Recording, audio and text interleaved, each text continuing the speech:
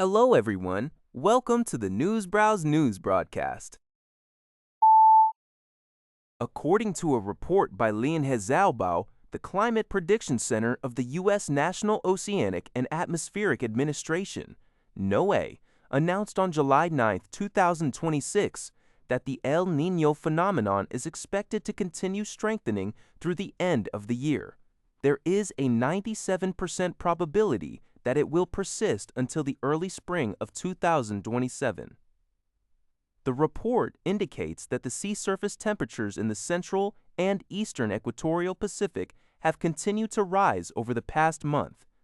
The weekly sea surface temperature index in the critical Niño 3.4 region was measured at 1.2 degrees Celsius above average, signifying a notable strengthening of El Niño.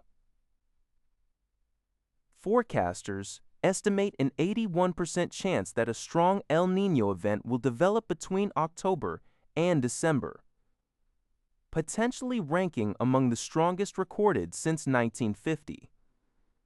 In a concurrent climate analysis, NOAA also noted that June 2026 was the second warmest June globally since records began in 1850, surpassed only by June 2024. Additionally, global sea surface temperatures for June reached an all-time high for that month.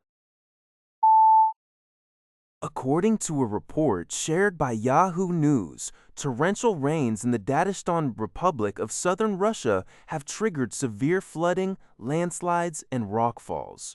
On July 9th, the heavy weather disrupted transportation networks to over 60 settlements in the region.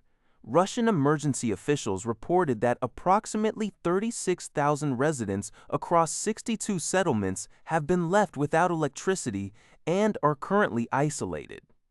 The Uralche River experienced a rapid rise in water levels, leading to the complete collapse of a dam.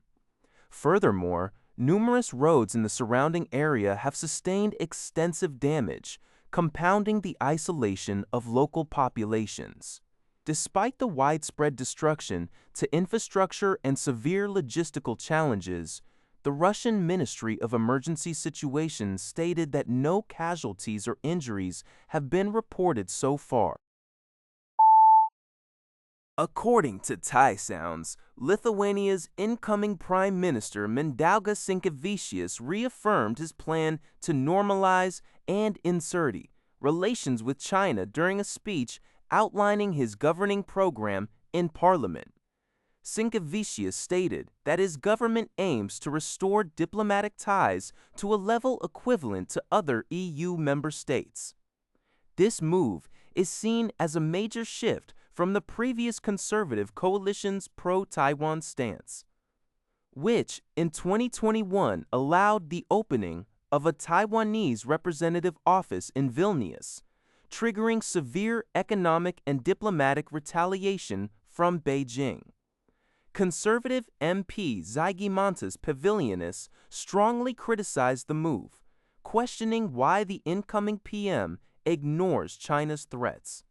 In response, Sinkevičius asserted he has no personal bias toward China, emphasizing that national security remains the top priority, with economic and trade cooperation pursued only under that premise. He also noted that economic cooperation with Taiwan has been suspended due to the cabinet reshuffle. While softening its stance on China, the incoming government will maintain its tough position against Russia. According to China Daily, China has officially launched its first homegrown AI supercluster capable of supporting over 100,000 domestically developed computing cards.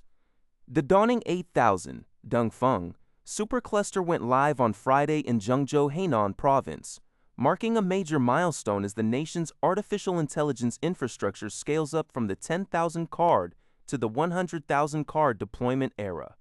Built and operated by Dawning Information Industry, Sugon, the supercluster has been connected to China's National Supercomputing Internet, a nationwide computing network serving more than 1.4 million registered users. The 100,000 card threshold represents the new baseline for next-generation AI infrastructure, necessary for handling complex workloads across large language models, scientific AI, and intelligent agents. What sets this system apart is its end-to-end homegrown infrastructure, which spans chips, computing, storage, networking, cooling, applications, and services.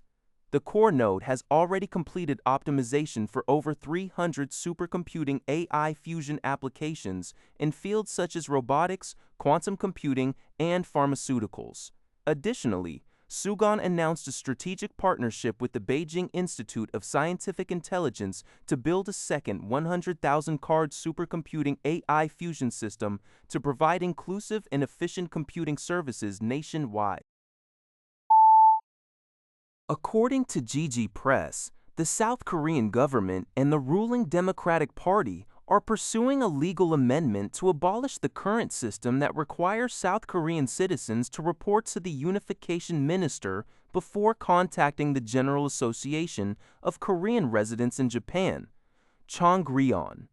Currently, under the Inter-Korean Exchange and Cooperation Act, members of overseas organizations aligned with North Korea are treated as North Korean residents, making prior or post-facto notification mandatory. Unauthorized contact has previously led to penalties, such as fines for citizens supporting Chongryon-affiliated Korean schools. However, with the decline of Chongryon and shifting inter-Korean relations, many members now hold South Korean citizenship or have naturalized in Japan. This has made distinguishing Chongryon affiliation difficult and led to widespread tacit approval of unreported contacts. If the proposed amendment to the act is passed, citizens will be allowed to contact Chongryon freely, provided the interactions do not constitute an act aiding the enemy under the National Security Act. That's all for this video. Thank you for watching. See you in the next video.